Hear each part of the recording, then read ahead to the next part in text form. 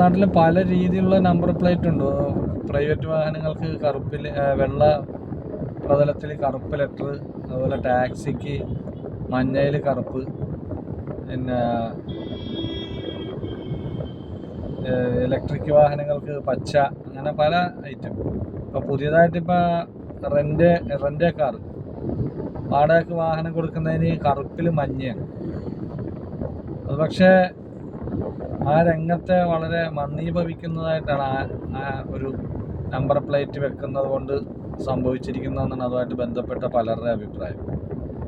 ഇപ്പോൾ ക്രിസ്റ്റയും അതുപോലെ ഐക്രോസും ബെൻസും പിന്നെ BMW, ഓഡി, ഇങ്ങേറ്റം ഒരു ജാഗ്വാർ വരെ വാടക കിട്ടുന്ന, താറും ജാഗ്വാറും ഒക്കെ വാടക കിട്ടുന്നൊരു സിറ്റുവേഷനാണ് ഇന്നുള്ളത്.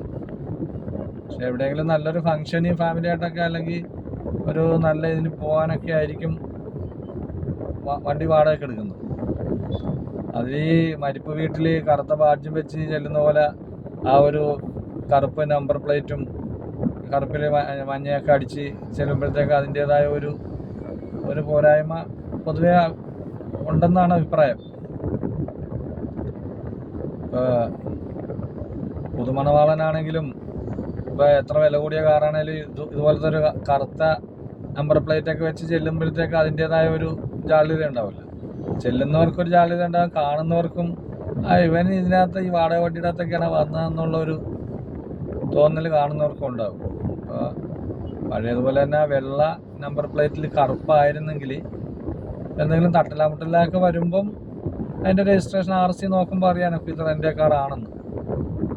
ഇപ്പം ആ ഒരു വിഷയത്തിൻ്റെ പേരിൽ മൊത്തത്തിൽ എപ്പോഴും കറുപ്പ് നമ്പർ പ്ലേറ്റ് വെച്ചുകൊണ്ട് നടക്കുന്ന ആ ഒരു മേഖലയെ പൊതുവെ പിന്തള്ളുന്നതായിട്ടാണ് അതുമായിട്ട് ബന്ധപ്പെട്ട പലരുടെ അഭിപ്രായം.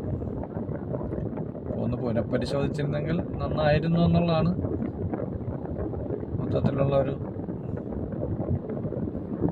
അഭിപ്രായം. പലരുടെ അഭിപ്രായം അങ്ങനെയൊക്കെ തന്നെ.